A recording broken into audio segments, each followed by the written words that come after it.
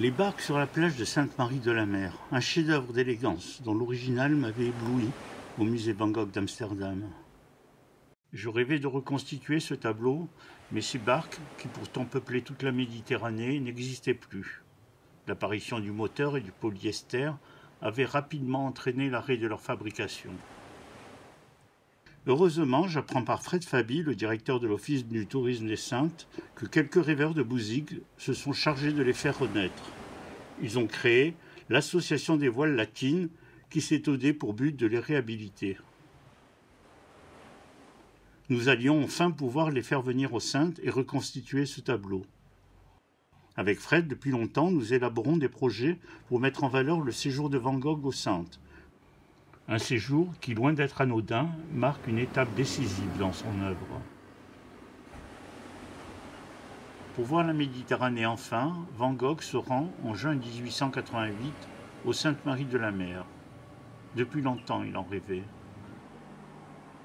Ces 2 dernières années à Paris ont été intenses et épuisantes. Son humeur est maussade. Son dernier autoportrait parisien le montre sombre, mais concentré sur son travail. Il a besoin de nature, de chaleur, de soleil, de couleurs. Sur les conseils de son ami Toulouse-Lautrec, il se rend à Arles, le pays de la lumière et des tons gais. Au printemps, ébloui par les arbres en fleurs, il peint une douzaine de tableaux chatoyants. Mais après le rose et le blanc des vergers, il veut peindre dans les bleus. D'Arles, où il vit depuis près de 3 mois, il se rend aux Sainte-Marie-de-la-Mer. Son désir de voir une mer bleue sous un ciel bleu est évident dans la première toile qu'il peint. Elle est toute bleue, même les voiles sont bleues. Dans ce tableau, contrairement aux autres peintres qui peignaient la mer inscrite dans un paysage, ici, pas de côte ni de plage. Il est dans la mer, dans les vagues. Et lui qui ne signait jamais ses toiles a mis, dit-il, une exorbitante signature rouge, car je voulais un peu de rouge dans le verre. Une signature qui est aussi une preuve d'affirmation de soi. Quelque chose se passe aux Sainte-Marie-de-la-Mer. Dans une lettre à son frère, il dit que son regard change, qu'il voit autrement la couleur, et qu'il faut, en communion avec cette teinture puissante, exagérer les couleurs, outrer la couleur davantage.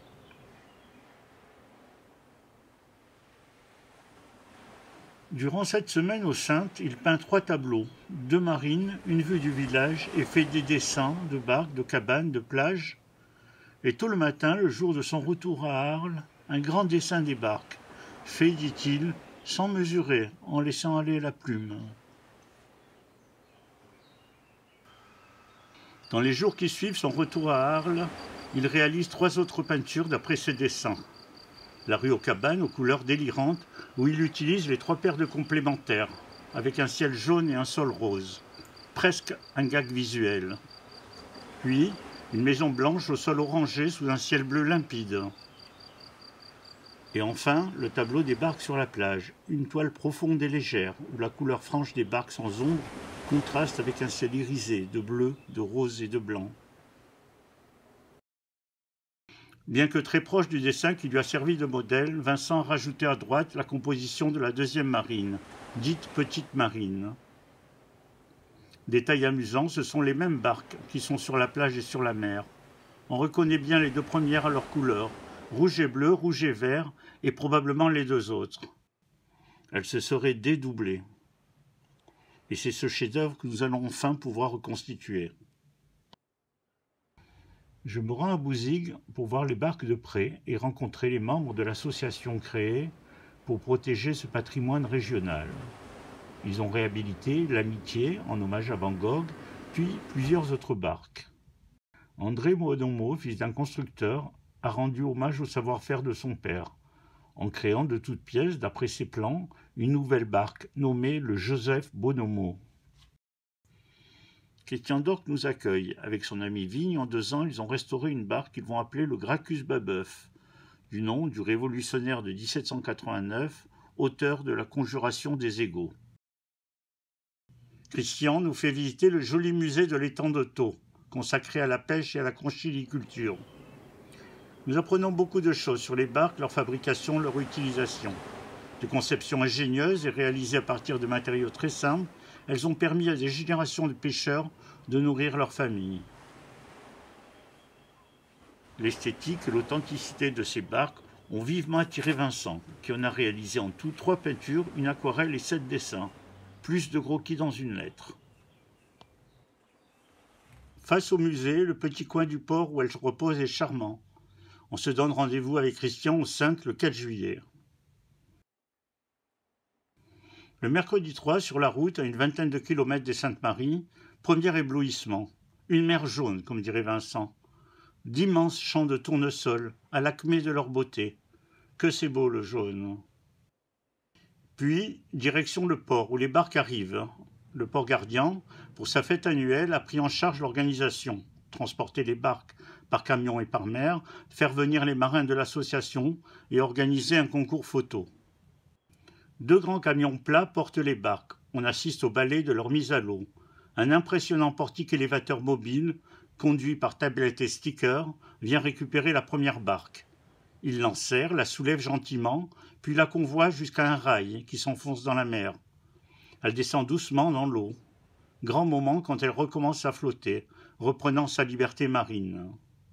Le balai est le même pour les 3 autres barques. Une après l'autre, elles se balancent doucement sous l'engin, jusqu'au moment où elles sont posées sur l'eau. Pierre, le président de l'association des voiles latines, monte dans la barque. La barque est convoyée ensuite par un petit hors-bord rouge jusqu'à un ponton où Nono l'attend. Joli moment quand on les voit côte à côte danser sur l'eau. Une 4e barque arrivera par mer, convoyée par une grosse catalane. Aurélia, la réalisatrice, et Richard, le caméraman, qui prépare un documentaire pour Arte, m'attendent sur la promenade de la mer. Je leur indique le lieu d'où Vincent a peint la vue du village. Depuis 1888, le village s'est considérablement agrandi. Des maisons au premier plan cachent la vision qu'a eue Vincent. Mais on reconnaît bien l'église, avec ses murs crénelés et son clocher à peigne, le musée Baroncelli, l'ancienne mairie, avec sa tour carrée. C'est d'ailleurs grâce aux angles de la tour et du clocher qu'on peut être sûr de l'endroit d'où Vincent l'a peinte. Nous nous rendons ensuite dans la jolie allée bordée de cabanes de gardiens, d'un ruisseau et d'une belle lagune, restée très proche des rues que Vincent a pu connaître. Elle débouche sur un bel espace où est plantée dans un décor sublime une belle croix camarguaise. Puis, Aurélia et Richard, accompagnés de Fred Fabi et de Frédéric Massoubre, le directeur de la CEMIS, se rendent sur le toit de l'église pour filmer le coucher du soleil. Le lendemain, rendez-vous à 7h. Francky de Bouzigues s'est levé à l'aube pour amener la barque sur la plage et naviguer derrière moi pendant l'interview.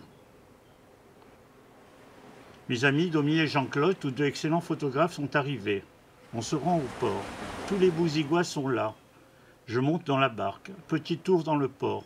Un grand moment de bonheur.